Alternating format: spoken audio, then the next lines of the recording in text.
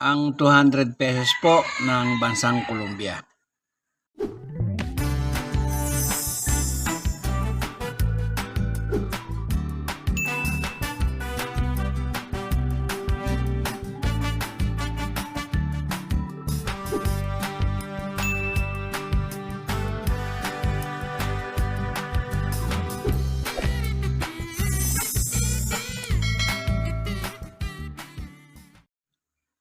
Muli po, isang magandang araw sa inyong lahat, lalo na sa aking mga kabarya at kapwa kolektor.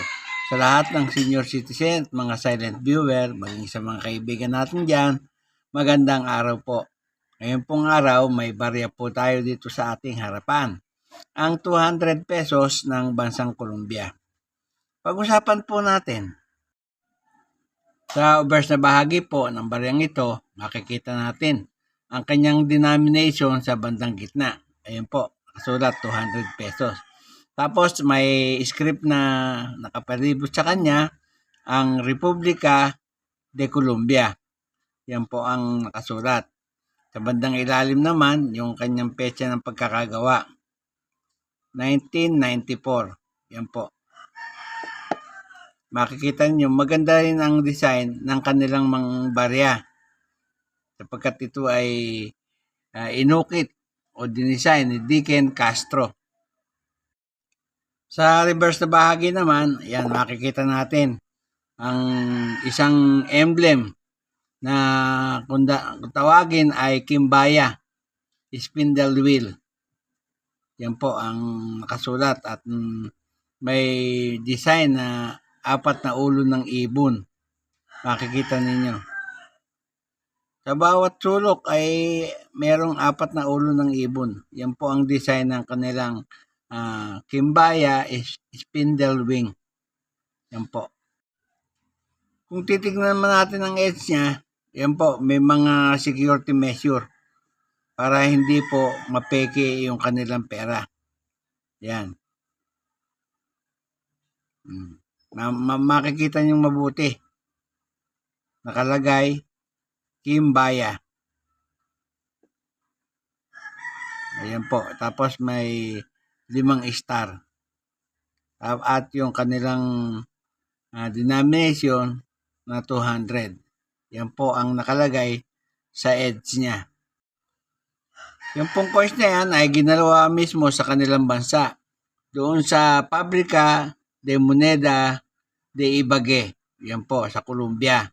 Gumagawa na po sila ng coins doon. Magbuhat 1992 o magbuhat 1982 hanggang kasalukuyan. Yun nga pong coins na yan ay galing sa bansang Colombia.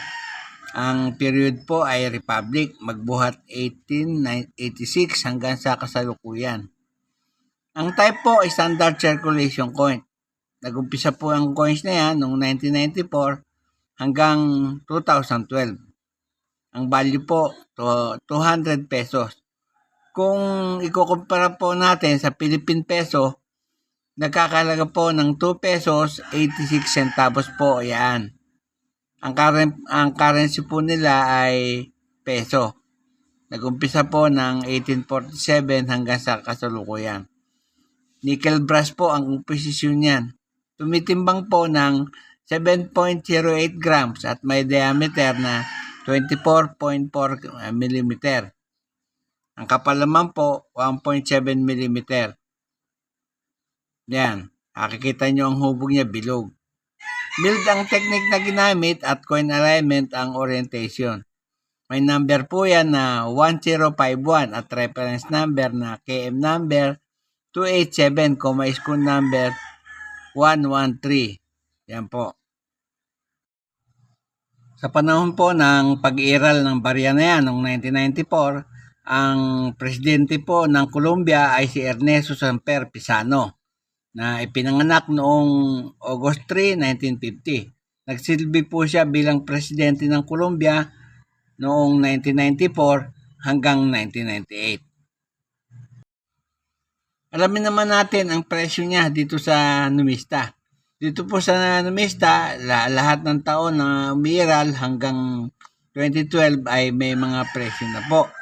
Pero ang babanggitin ko na lamang po ay yung presyo ng ating coins. Ang mintage po niyan ay 115 million. Yan po. Ang good po ay 6 pesos. Ang very good, 11 pesos. Yung pong fine ay 20 pesos. Yung very fine, 33 pesos. Katulad din ng extra fine, 33 pesos. Yung almost uncirculated at saka po yung uncirculated ay nagkakahalaga po ng 60 pesos.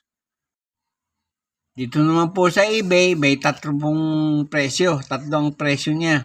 Kapag po ang petsa ng inyong barya na 200 pesos na ganito, na may petsang 1995, nagkakahalaga po ng $3. $3. Yan po. Yun naman pong isa, kapag ang petsa ng barya ninyo ay 1995 din, at medyo maganda-gandang konti ang itsura, nagkakalaga po ng $1.65.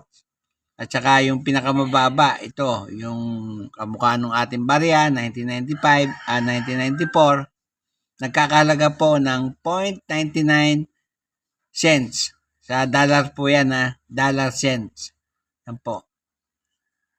Yan po lamang at wala nang iba.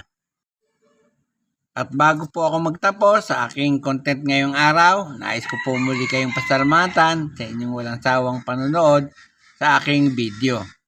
Ayan po, salamat po ng marami sa inyo. At shoutout po sa lahat ng aking kabarya at kapwa kolektor. Shoutout po sa lahat ng senior citizen at mga silent viewer, maging sa mga kaibigan natin dyan. Shoutout po sa inyong lahat.